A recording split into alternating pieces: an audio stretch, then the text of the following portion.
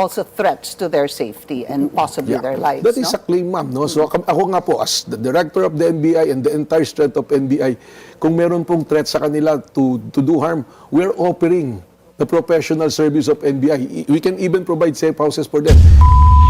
Interview ho nitong si Ma'am Pinky Webb dito kay Melvin Matibag ang ating pag-uusapan dito sa video na to. Tapos seguein ho natin itong live na to ni Attorney Trixie Cruz Angeles na pinamagatang Sara Surviving. Pero bago lahat na yan, sa like at sa subscribe, masaya na ho tayo dyan at sa mga gusto sumali sa ating community. Yung join button, nandyan lang ho sa baba. Bago natin umpisahan niya ang interview na yan, itong si Ma'am Pinky Webb dito kay Melvin Matibag. Ambush interview ho niya muna kaninang umaga ang ating pag-uusapan dito sa video na to. 18 dating sundalo, posibleng biktima ng kahirapan o kawalang trabaho. Anak ng Petrang Garapata, meron silang trabaho, sir. Sir, naghahatid sila ng bilyong-bilyong pera sa mga matataas na opisyal ng administrasyon nitong si Marcos Jr. Ang swelduhan ho nila mataas. Anak ng toka, merong 50,000, merong 40,000, merong 60,000. Matataas na swelduhan ho nila. Hindi ho sila biktima ng kawalan ng trabaho. Biktima ho sila ng pagiging sakim ng mga politiko. Eto na, umpisahan ho natin itong mga kababayan. Sa social media na bakit ang iniimbestigahan pa yung 18 sila nag-akusa. Hindi ho namin sila iniimbestigahan na bakit pinapasubina mo? At may iniimbitahan dyan sa NBI? Bihirang yan. sila nag-akusa. Ang iniimbestigahan ho natin dito ay bakit sila nagsalita ng ganun at bakit actually ang pwede nga nating tingnan baka mamaya biktima pala itong 18 na to. Biktima. Kasi ang lumalabas na findings dito, they're supposed to be employed for 2 years. Naputol bigla employment nila, wala silang trabaho. Wala silang nagpuproteksyon sa kanila. May anggulo, may nagsasabi, kasi baka sila ay kinausap para gumawa ng ganitong istorya. So hindi wala pang proper investigation na nangyari. Ang findings na ng NBI biktima itong mga to, walang pera kaya kinausap, kaya gumawa ng istorya. Palakpakan ho natin ang NBI Director Melvin Matibag. Anak ng toko. Walang tao na nasa tamang katinoan na sasangkot dito sa mga anomalya na to. Walang Pilipino na nasa matinong katinoan na sasabihin ng isang mayaman na individual na halika dito, pasok ka dito sa istorya ng mga maanomalyang flood control. Kami bahala sa iyo. Bibigyan ka namin ng pera. Kahit 1 milyon pa, kahit napakarami pang pera, sigurado. Mapuperjury ka lang dyan. Mayayari ka sa gusto mo, guguho ang mga aligasyon mo. Bakit? Hindi binabakapan ng ebidensya. Kaso ang problema, Melvin Matibag, meron pa mga video, itong mga 18 marin hinay-hinay ho kayo. So, tinitingnan din natin sila na maaaring biktima sila. Biktima. That there are people na nagsasamantala rin sa kanilang kahirapan, sa kanilang kakulangan. Ang dami namang mahihirap, ang dami namang mga kababayan nating merong kakulangan ngayong mga panahon na to. Lahat tayo may kakulangan. Lahat tayo ay may kahirapan sa iba't ibang kaparaanan. Pero bakit itong mga naging security ni Zaldico? Wala akong nakitang security guard dyan. Wala akong nakitang clerk dyan. Wala akong nakitang kahera dyan. Na pwede niya sabihin, eto kahera to hindi naman ito naging security ni Zaldico, bakit nandiyan yung ali na yan, yung mama na yan, di ba? Yung mga 18 Marine, yung mga perinisinta nila sarili nila, meron silang nalalaman sa anomalya, puro mga security guard nito si Zaldico. Abogado ba to si Melvin Matibag? Anak ng toko, lahat na lumalabas sa bunganga niya, natitibag ho natin Meron ka ba matibay-tibay na argumento dyan, Brad? Lang yun. Kaya nga, hindi eksakto yung sasabihin na ito, sila yung iniimbestigahan dahil ang nangyayari dito, iniimbestigahan natin yung kabuuan. We are looking in all the angles nito. Yan ba ang yan bang naging na-finalize nyo sa inyong pagmi-meeting nitong si Boying Remulla at nitong si Justice Secretary. Anong pangalan ng Justice Secretary natin? Hindi gaano maingay ngayon, ganyan bunganga. Pag ganyan din bunganga nun malabo yung argumento, Brad. Masyadong masyadong suntok sa Marsya ang banat na yan na ayoko na sa Earth. Eto na, kay Ma'am Pinky. Back then, while more perjury complaints are filed against... Meron lang tayo nakita sa social media, pambihirang yan. Kung ano-ano ang pinagpo-post niya sa social media, mawalang niya kayo. Diba? them. Let's get on point with NBI Director, Attorney Melvin Matibag. Director, good to see you again. Having another role now. Yeah, Maraming it's my salamat pleasure sa and inyo. thank you for inviting me again. Good evening. All right, let's start with, there are a number of complaints filed. Siguro para malinaw, Director, no? Meron ho kasing mga personalities that filed before the DOJ at meron din pong personalities that filed before the NBI regarding these allegations of these alleged Marines. Ano po? Isa-isahin ko lang po, yung latest kasi si Congresswoman Laila De Lima and Father Flavi ang nag-file ng cyber and Yeah, perjury. perjury Yeah. case dito po sa Kaya yun, dito sa boss ni Melvin Matibag parang nanggagaling sa ilalim ng lupa. NBI. Tell us more about that, Well, sir, please. yung pinail nila Father Flavi and Congresswoman Laila De Lima is cyber libel.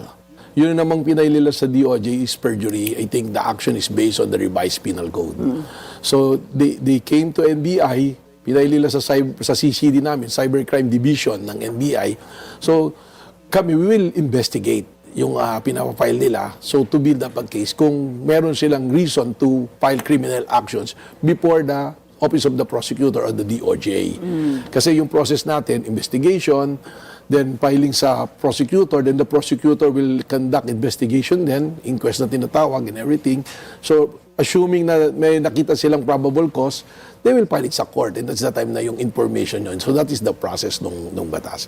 So ang nangyari rito kila Congresswoman, ang pinail nila is the perjury.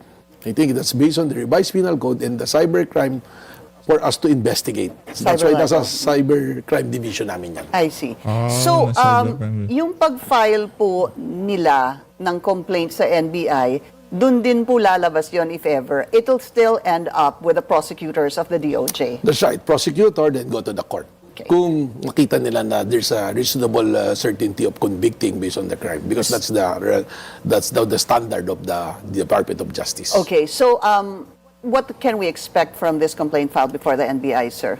Well- Apart from the steps that you already mentioned, meron ho ba kayong time frame na tinitingnan para po mabigyan ng solution ito? Yeah. Ma'am Pinky, lagi namin sinasabi sa NBI, we will treat every case the same. So, sino man yung nag-file yan, mataas na tao, maliit na tao, pare-parehas talaga yung dinidevote namin na oras dyan. But of course, in this case, tinitingnan ng tao to meron bang mataas na public interest. So, hindi naman sasabing ipapast track to sidestep kung ano yung mga dapat na requirement. So, imbestigahan namin yan. Kanina, pumunta na roon. May mga inassign na kaming investigators. So, we'll start issuing subpoena to the people involved.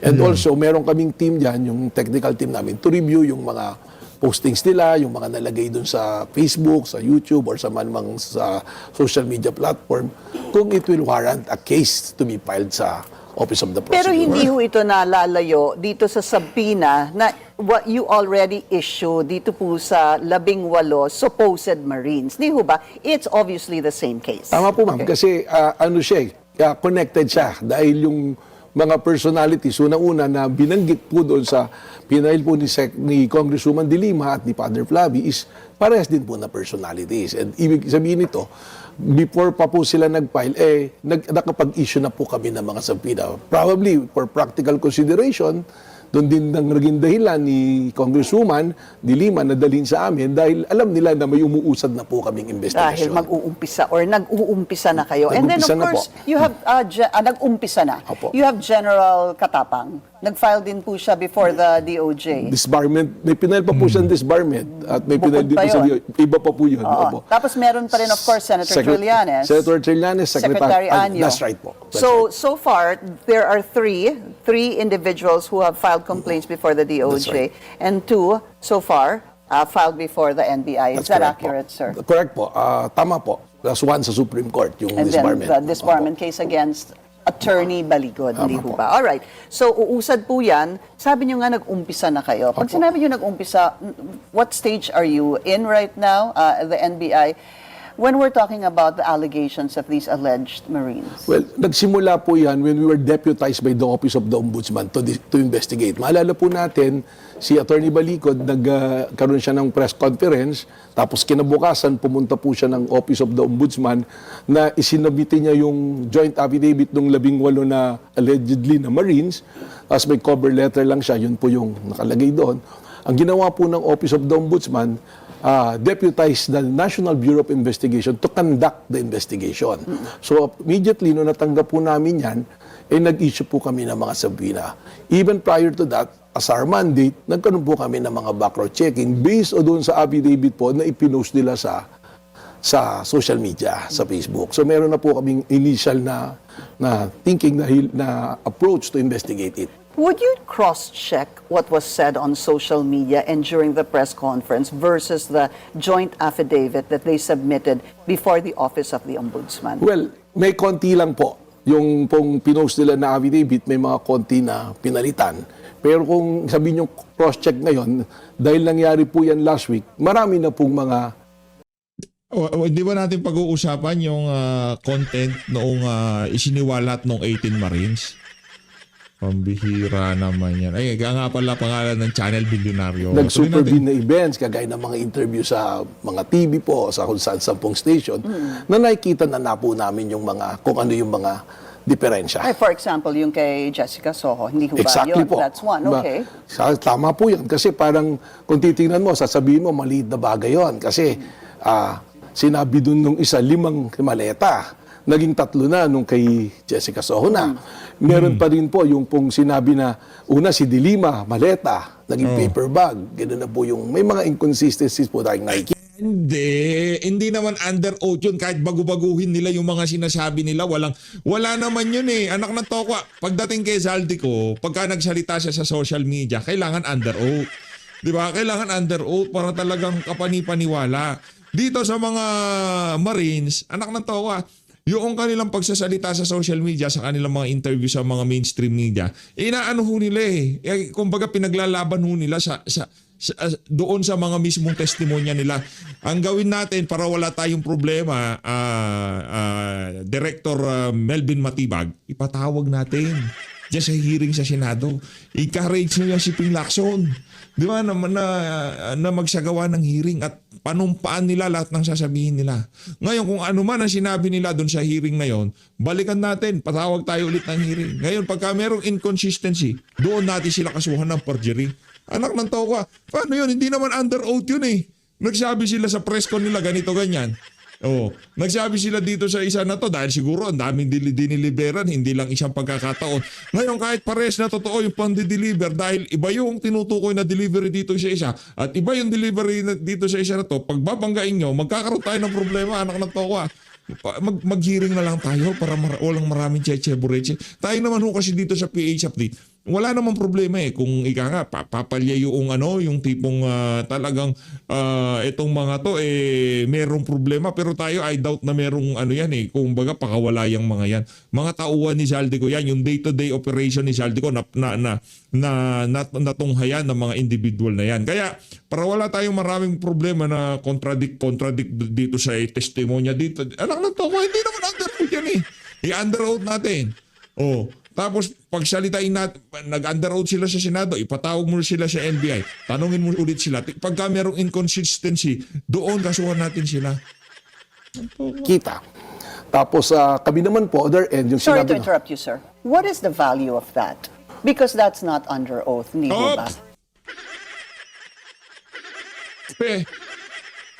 Diba? Versus the affidavit that they submitted before the Office of the Ombudsman. Well, unang-una po, Kagaya na sinabi natin. parehas po yung tao na nagsabi niyan eh. Alam po, yung value lang naman pag sinabing under oath, sinusumpaan mo yan. So, ibig sabihin, handa kang managot sa batas. Kaya kung may perjury siguro na ikinaso hindi ko po nakita yung complaint ni Secretary De Lima, ni Congresswoman De Lima, kung ano pong nakalagay doon. Pero I suspect na po sinabi niya yan. Na nung nag-press con kayo, sabi nyo, hindi nakasama ako, maleta dinala. Ngayon, paper bag. So may inconsistencies na po kagad. And alam nyo po, sa batas po at sa korte, pag tiningnan po, may pagkakamali ka na isa, medyo nagiging questionable yung buong kwento mo. Lalo na po rito, unang-una, 18 tao na gumawa ng isang affidavit. So isa po yan sa tinitingnan namin. That's why tinawag po namin sila 18. Pwede bang, ang una po namin sa pwede bang mag-issue kayo ng sarili nyong affidavit, ng sarili nyong salaysay, dahil ang sworn affidavit po, that is a personal recollection of what you do, yung participation mo. So very unusual po na 18 na sasabihin mo, ganito yung kwento ko. Hindi naman kayo araw-araw sigurong kasama kung totoo may nangyari yan. So para mahimay po natin, dapat mag-undertake ka to give your own recollection na sarili mo. Let's talk about O kaya nga ano tayo diyan, hearing tayo sa Senado para wala tayong problema. Nagkanda hendot-hendot yung yung usapan na to kasi ayaw mag-imbestiga sa Senado. that, Director. Opo. Yung sinubmit po nila kay Office of the Ombudsman, ang sinasabi niyo po, just to be very clear about it, is one affidavit for 18 of them. That's correct. How many pages was it? Parang including the annexes, it's 36 pages eh. Okay. So may mga picture po kasi na even yung mga lisensya nila. So medyo yun po yung tinitingnan namin dahil Ombudsman Boyeng Rimulya na parang bakit naman isang joint affidavit sa isa lang na sa 18 tao. At saka po pag ikaw nagreklamo ka kasi may mga sinasabi po dapat imbestigahan yung inireklamo. Hindi po naman sila talaga nagreklamong diretso yung 18 eh. Ang practice po sa ombudsman, kung ikaw magrereklamo, pupunta ka roon, ikaw mismo nagrereklamo, at susumpaan mo dun po sa official na ng ombudsman yung iyong pong reklamo. Ang nangyari po rito, yung joint affidavit dinala ni Attorney Baligod at sinasabit para mag-imbestiga. But let me say this, na pwede naman po talaga yun. Para imbestigahan namin. So ganun po yung nangyari rito. Yeah, in fact, pwede rin ho talaga yung yung motu proprio Tama po. investigation That's right. Opo. by the ombudsman. Let's talk about, because you were talking about some of yung kanilang press conference and the succeeding interviews after that. Ano ho ang, if at all, any liability of Attorney Baligod? Because as mentioned a while ago, you already have General Katapang filing a disbarment case supposed to be against him before the Supreme Court kasi nauna po yung pag-file niya before the DOJ. So, ano ho ang kanyang accountability? Unang-una po, yung sa action ni General Katapang, meron po kaming mga abogadong tinatawag na Code of Professional Responsibility and Accountability, CPRA. Hindi po dapat kami magkukonsinti kung isang maling gawain. We will not tolerate na may magsusumiti po ng maling paratang o maling ebidensya sa isang tao. Yun po yung unang-unang responsibility. Pero ng kailangan abogado. alam mo. Kailangan alam mo nagsisinungaling. Kailangan alam mo po, pero pwede rin po mapatunayan ang yung pagkukulang kung yung mga actions is hindi po normal o hindi nababatay sa itinakda po ng ating po mga rules and regulations. Are you saying, Director, that as a lawyer, in a way you have to check the veracity of the testimony of your Opo. clients before you Opo. accept? Tama po. Okay. Tama po kasi unang-una, Anong sabi nitong si Attorney Baligod? Basta wag lang kayong magsinungaling. Kahit umabot tayo sa Korte Suprema, basta wag lang kayong magsinungaling. Yun lang sabi niya. Kahit saan tayo umabot dito, basta wag lang kayo magsinungaling. Sabihin nyo lang ang totoo. At tayo ay naniniwala dito sa PH Update. Hindi dahil ikakasira ni Marcos Jr. to. Hindi dahil ikakabagsak ng administrasyon ni Marcos Jr. to. Hindi dahil sa ikakukulong ito ni Martin Romualdez. Magkaliwanagan ho tayo. Kahit na may masagasaang Duterte allied congressman supporter dito sa issue na to. Talagang sagasa ho ito mga kababayan. Hindi dahil doon sa mga nabanggit nating mga dahilan na yan kung bakit gusto natin magkaroon ng tamang investigasyon dito sa paglabas ng mga magigiting na Marines na to. Bakit? Ang totoong dahilan dyan para makuha ng sambayan ng Pilipino yung hustisyang pinaka-aabangan ho natin. Sa napakahabang panahon, itong si Ping Lacson, anak ng Toka, pinagkakait yung hustisya dito sa napakalatrilyong nakawan sa kaban ng sambayanan. Diba? Yun lang naman ho yun. Hindi dahil si Marcos Jr. ang dito nakagitna, mastermind talaga dito. Kaya gusto, hindi. Diba? Kahit na sino pa ang mastermind dito. Ang importante dito, malaman ng sambayan ng Pilipino ang katotohanan. Yan ang kaibahan ho ng mga Duterte supporter vlogger. Sa mga vlogger nitong mga Talyanista Tensay Mada, itong mga dilawan na piglaw, hindi ho nila kayang tayuan yan. Bakit? Sa magkabilang partido na yan, mga Talyanista Tensaymada, mga Dilawan at Pinklawan, meron silang congressman, secretary o sa gabinete ni Marcos Jr. ang nasa gitna nitong skandalo na to. Tanong ko lang, meron ba Duterte alay na nasasangkot dito sa bigayan ng maleta? Wala. Kaya malalakas ang loob ng mga Duterte supporter. Malalakas din ang loob ng mga Duterte-aligned politician na, sige, buksan niyo, walang problema. Walang Bato de la Rosa, walang Bongo, walang Robin Padilla. At malilinis ang budhi ng mga yan. Di kagaya, ang hirap po kasi dito, meron De Lima, meron Plavi, meron Trillanes, meron Tito Soto, anak ka ng Petrang Garapata. Kalahati ho ata ng mga nasa gobyerno nasasangkot dito sa skandalo na to. Paano na yan? King Lacson, kung di mo kaya, mag-resign ka. Naman nagsasalita doon sa press con, kung mapansin nyo, hindi naman nagsasalita po yung mga 18, siya yung nagsasalita, parang siya ang nagsasalaysay eh. So dapat po, tignan po yung kabuuan na yan. Yan, tingnan So, yan. we were talking about accountability. What else, sir? That's correct. Pangalawa po, kung meron po tayong makitang angulo talaga rito, naririnig naman natin na it's a move to destabilize or mag-ano ng makakaguluhan, meron po mga pananagutan din po sa batas yung ganyan pong gawain. And you are looking into this as well. Opo. In other words, when you investigate this, because you were deputized by the Ombudsman, titingnan niyo po yung affidavit ng 18 Marines, gayon din si Attorney Baligo. Lahat po. Lahat po ng angulo titingnan namin. Ganito po, sabi ko nga, sisimplify po natin para naunawa Go sa ahead. taong bayan. Halimbawa po, Ma'am Pinky, kayo pupunta sa presinto at nagreklamo. Hindi rireklamo niyo isang tao. Hindi naman po kaagad tinatawag nung nag-iimbestigang pulis yung tao eh. Sino pong unang tinatanong? Hindi po ba't kayong nagrereklamo? At susuriin po yung statement ninyo. Pag nakita na mukhang may punto yung sinasabi ni Ma'am Pinky, tawagin natin to. Puntahan natin tong inireklamo at atin ding pagpapaliwanagin at pasagutin. Lahat po ng anggulo, tinitingnan din po namin yung anggulo. Ito na ho siguro yung naging resulta ng pagpupulong nitong si Melvin Matibag, Boying Remulla at nung DOJ. No? Ito na siguro ang kanilang group effort. Kung merong group effort nung pinadala sa The Hague, nadala si dating Pangulong Rodrigo Duterte, meron din ho silang group effort kung paano nila sasalansanin itong 18 Marine na to. Maaaring itong 18 ito ay biktima. Yan, Dahil biktima. baka po maaaring yung mga gustong manggulo o magkaroon ng stabilisasyon, kausapin sila na under besieged yung consent nila, under duress sila, na gawin mo to. O kaya po, pag po sinabi po sa batas na besieged yung consent, pwedeng pananakot, pwedeng panunuhol. So titingnan po natin yung In other angulo na words, yan. you're gonna start with the 18. Sila po ang una nating tatanungin, si Attorney Baligod po, And- si Congressman Mike Defensor, Okay. pinatawag din po natin yung may bahay ni Congressman Defensor, pinatawag din po natin yung nagnotaryo. Dahil yeah, very that's right, unusual sir. po yung nagnotaryo. Kung ako po yung magnotaryo, teka muna, 18 kayo, bakit naman pinagsama-sama nyo sa isang affidavit to? Pwede bang isa-isa na Well, lang I kayo? don't know the legal practice. Is that really odd, sir? That is very odd po na 18, isang joint affidavit na ang salaysay parang tinahi at ginawa po. Pero I don't want to make my judgment na Ginawa Kasi mo na. Melvin Matibag, ginawa mo na yung judgment mo. Anak ng tawa, ano ba talaga? Atras abante ka rin no? Sasabihin mo, tapos babawiin mo. Ginawa mo na para bang tinahi. Tapos I don't want to make my judgment po. Ano ka? Sinto-sinto? Baka magalit. Ano yan?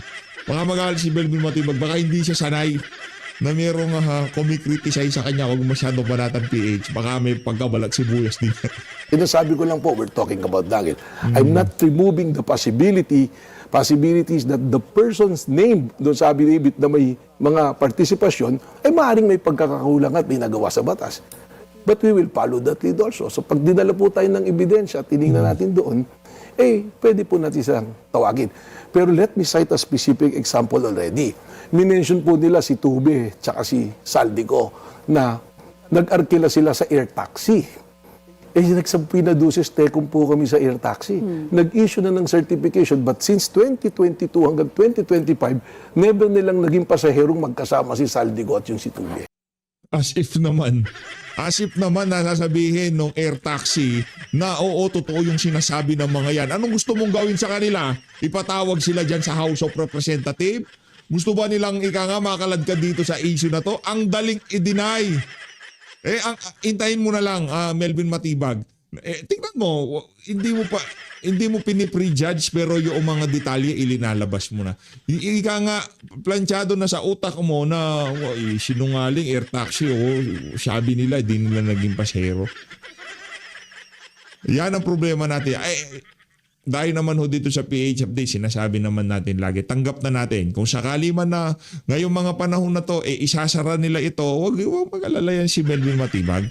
Basta huwag ka lang gumawa ng kalokohan, Melvin, ha? Huwag ka lang kukuha ng kung ano-ano, huwag kang tatanggap ng kung ano. Anak na, sigurado ko sa'yo, sa 2028, mabubulgar lahat yan. Lahat ng tatakpan nyo, lahat ng sisirain nyo, maitatayo naman, mabubuksan naman. Wala namang problema. Pambihira, oo. Ang bigat ng ebidensya kay self-confessed drug lord ito kay Espinosa, nakalaya. Diba? Kayang palayain. No. Kaya Dilima, mabigat ang ebidensya, nakalaya. Sa tingin nyo ho ba, yung mga paninira na yan sa 18 Marines? Ano lang, ika nga, ang labanan sa politika, ano ho ito? Ika nga, palakasan. Endurance ho ang kailangan dito. Hindi ho yung puro galit, puro tsaga, ika nga, determinasyon. Yan ho ang ating puhunan dito. At ang ating sigurado, magbubunga ho yan sa 2028. Nasa kanilang bola, laruin nila kung paano nila gustong laruin. Pero pag sa atin napunta ang bola, sorry na lang sa kanila. Kaya ganun lang naman ho yan. Kung yan ang naratibo ni Melvin Matibag, hayaan na ho natin siya. So yung po document yun. That is a notarized document issued by air taxi. So sa value po ng ebidensya, when you go to court, meron po tayong tinatawag na best evidence rule, rules of evidence. It's the document that it speaks for itself. And that's the document is notarized at ayun namang air taxis, kilala natin na. Anak ng toko, air taxi, i-deny. Ano sa tingin mo gagawin nila? Diba? Ano sa tingin mo gagawin ng air taxi? Paintayin mo na lang yung picture ng air taxi. Tingnan natin. Ang hirap nito, sasabihin ng air taxi, hindi namin naging pasahero. Surprise, meron kami ditong picture na nasa loob kami ng air taxi. Ano si gagawin mo? Di perjury yung nagnotaryo doon sa air taxi. Papakulong natin yung nagpanotaryo doon sa mga dokumento na yun, yung record ng air taxi. Hirap naman yan. Reputabling corporation. So, kung ako po yung judge, between doon sa nagsasalita na ganito at meron pong testamentong sinasabi at may dokumento, under the rules of evidence, mas paniniwalaan ko po itong Is that evidence. so? Teka lang, paano yung kung susundin natin yung rules of evidence, paano naman ho yung ipinakitang mga ebidensya ng mga nitong mga magigiting na Marines, yung kanilang mga picture, yung picture na kung saan sinasabi ng iba, paano masasabing yan? Paano masasabing ang tawag dito? Pera yan. Diba? Paano masasabing pera? Binuksan nila. Merong ebidensya, bahay ni ganito, bahay ni ganyan, nag-deliver ng pera. Yun, hindi ba documentary evidence yun? Personal knowledge, first-hand information, video. Abangan nyo yung mga video. Lalabas din ho yan mga kababayan. Hindi pa ho siguro to ang takdang panahon. Pero pag lumabas yan, sa tingin ko, isasampal sa pagmumukha nitong si Melvin Matibag nung 18 Marines, yung mga ebidensya ang ilalabas nila sa mundo ng social media. That's a very interesting for me because basically now you're saying that a testimony that is salungat dito sa yung kanilang testimonya nagiging salungat doon sa air taxi, for example, kasi sabi niyo po walang Sinabi na po, may certification na po. there's a certification, to be clear about what Opo. That never na nagkasama si Tube at saka si Saldico na doon po sa sinabi po record nila. sila. Yung po may flight details po yan. Ako po yung nagtrabaho, Ma'am Pinky, sa airport as general manager.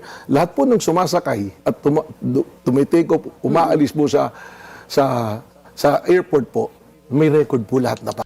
Pati yung pera, i-record kung gaano karaming maleta, hindi siguro totoo yun. NBI Director Melvin Matibag, huwag na tayo maglokohan dito.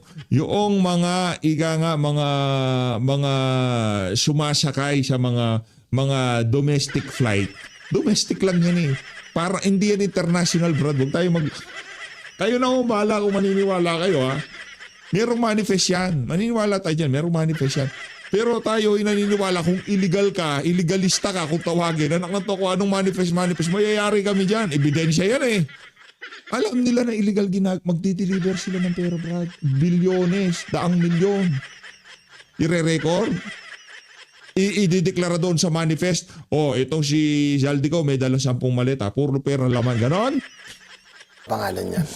Kahit private plane pa po yan. Then that destroys Doon that po, particular yan po testimony? yung sinasabi ko. Of course, it's the court who will decide. What I'm saying is ganun po yung procedure under the rules of evidence. Doon po sa hindi na are not familiar with that particular incident, sir, can you kindly tell us again, yung kanilang Nako, na sinasabotahe itong live nitong sila Ma'am Pinky kasi medyo napaghahalata eh. So may dates ang sinasabi, sometimes 2024 yata, 2025. So ang kinuha po namin certification from the air taxis, ano ba yung period? Binaktak na po natin, 2022 hanggang 2025. even Wala before, Po. Wala. a couple of years even before the supposed Opo, hindi po sila delivery. nagkasama. All right. We're going to take a very short break. We'll continue our discussion. Matibag, sir. Pero in fairness, mas gusto ko tong atake nitong si Melvin Matibag kaysa dito kay Boying Remulla. Itong si Melvin Matibag, hindi hambog yung atake niya. Hindi mayabang, hindi siya siga kung magsalita, hindi siya all-knowing ba, yung alam lahat. Meron kasi ganyang kausap. Anak ng toka, pati yung pagpipedicure at manicure, alam niya lahat. Pero meron ganyan. Merong mga ganyang kausap. Yung kahit anong topic, kahit anong paksa, alam nila lahat. Pero pagka pinagawa, hindi naman. I know I asked you this, it was off-air, but it's good to ask it now because even when you look and research about the 18 alleged Marines, hindi ho talaga nahanap yung kanilang mga pagkakakilanlan. So, nag-issue kayo ng subpoena doon sa 18. I'm assuming that you got this because they filed that joint affidavit before the Office of the Ombudsman and you were deputized by the Office of That's the right, Ombudsman. ma'am. Okay. Pero yung address pong Dinoputay siya ni Boying Remulla. Kung dinoputay siya ni Boying Remulla, so alam nyo na. ginamit nila is yung address ng opisina ni Atty. Baligod. So that's the legal document. So we base it doon. Doon po namin pinadala. In fact, nakita ko yung social media posting ni Atty. Baligod. Nakalatag na rin sa mesa niya na nakuha niya lahat ng mga subpoena pinadala namin. Pero just the same, ma'am, we are NBI. So we the follow-up. Alam din po namin Binaboy kung ng saan mga administrasyon na to yung mga ika nga reputabling mga ahensya ng pamahalaan na pagka narinig mo yung mga katagang NBI o ba reputado, 'di ba, yung maganda reputasyon, pinagpipitagan, 'di ba, ganun dati nga NBI, National Bureau of Investigation, mali ba National Bureau of Investigation, tama naman Department of Justice. Di ba? Yung mga tulong talaga. Yung suwabing-suwabe DOJ, di ba? Gaganda pakinggan sa tinga Office of the Ombudsman. Aba, mabibigat, di ba? Merong karga. Pero dahil sa pagpasok nitong bangag na administrasyon na to, yung mga ahensya ng pamahalaan na pagka narinig mong pangalan, talagang medyo may kurot tipo, mabigat yan. Mga reputabling taong nagtatrabaho dyan. Pero dahil dito sa administrasyon na to, pag narinig mo DOJ, anak ng tokwa. NBI, pambira. Ombudsman, naku, yari tayo dyan. Atira yung iba rito. But let me say this lang, Ma'am Pinky, sorry Go po, ahead, no? Sinasabi nila 18 Marines, doon pa lang po may misrepresentation Because we already got certification From the Philippine Navy. from Philippine Navy na 4 doon po, hindi Marines. Yeah, okay. Hindi nila kinikling. Sinabi naman nila, lininaw nila. Every time ngayon na nagpapapress con sila, Marines, Army, Marines, ginaganon na nila sarili nila. Ang mainstream media nagpakalat doon sa 18 Marine. Kaya tayo 18 naman dirigma para sigurado. Di tayo sigurado. Hindi naman kasi natin alam kung talagang. Pero sigurado dito, mga sundalo yan. Mga nasa nagtrabaho bilang Marines o sundalo. Hindi natin alam O sa PNP, di natin alam. Pero sigurado dito, kaya yung kinuha ni Zaldico, expert ka nga merong nagdaan sa training. Yan ang number 1 dyan, dumaan sa training. I was gonna go there. Sorry, sir. Balikan ko lang. Mabilis lang to. Pwede ko ho ba kayong magsampina sa opisina ng abogado? Hindi ho ba pag nagsasampina ay ipinapadala doon sa residence ng tao? Tama po yan, ma'am. Pero in this case, there is already a legal document na mismo nilang sinabi na yung mga processes ng court or any investigation can be channeled to that I address. see. So, meron Okay. po silang sinabi na Parang claim on na ganun. behalf, Opo. through the lawyer. Through the Pwede lawyer ho po. yun? Opo. Okay. Hindi lang nga po through the lawyer, sinabi ng dun yung address Through nila. this address. Nagpapadala Okay. po. Well, I'm assuming, sir, for their safety as well, because they're also saying there are also threats to their safety and possibly their lives. That is no? a claim, ma'am. No? So ako nga po, as the director of the NBI and the entire strength of NBI, kung meron pong threat sa kanila to do harm, we're offering the professional service of NBI. We can even provide safe houses for them. And kung may Yun. mangyari sa Yan ang number 1, yung safe house. Kailangan nating makuha itong mga ano na to, itong mga sundalo na to. Attorney Attorney Levy Baligod. Senator Mike Defensor. Ay, bantayan nyo yan. Ako. kanila during the time that they are under our care, I will Akala ko ba sinungaling sila? Bakit ngayon gusto nyo silang protektahan? be personally responsible in the entire bureau po. Can they trust the NBI, sir? Yes, ma'am. Yes, ma'am. I notice nga ngayon po, everybody's going to NBI. Lahat po pumupunta ron to investigate. And I think the mandate given to us by Ombudsman Remulla, he knows that we have a clear direction on this matter. I'll just be honest, ang hirap lang po kasi ito parang, let's admit it, it's parang may labanan na ito yung sinasabi ng grupo na to, ito yung grupo na to. Pero let me assure everybody na kami, susundan namin yung proseso at susundan namin yung kung ano yung ebidensya. Ang sagot lang naman po namin dito, we will be very transparent the way we're doing it. Nung we issued the sampina, sinabi po namin yan. So now you're offering them even safe houses for... That's right. Okay, all right. Naloko na. Ayun na nga, dito na natin tapusin ang lokohan dito sa ano na. Tuloy pa ba natin? Ano na ho ito? Masyado na hong obvious itong si Melvin Matibag. Deputized pala siya ng ombudsman. So alam na natin ibig sabihin yan. As always, maraming salamat po sa pag-support sa PH Update. Mag-ingat po kayo lahat. O kung kayo basta-basta magpabudol sa mga napapanood niyo sa social media. Kahit ano pang lumanay magsalita ng mga official na ni Marcos Jr. Anak ng toko, wala ho kayo mapapaniwalaan sa mga sasabihin yan.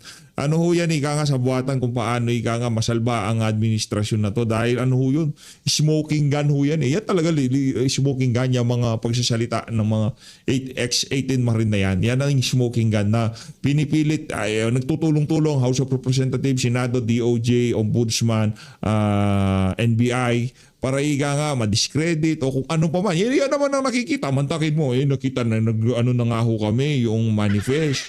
Wala daw ho silang ganito, ganyan. Diba? Doon pa lang ho nakita na natin na talagang meron ho tayong problema dito. Maraming salamat ho sa pag-support sa PH Update. Mag-ingat ho kayo lahat. Palin natin Pilipinas.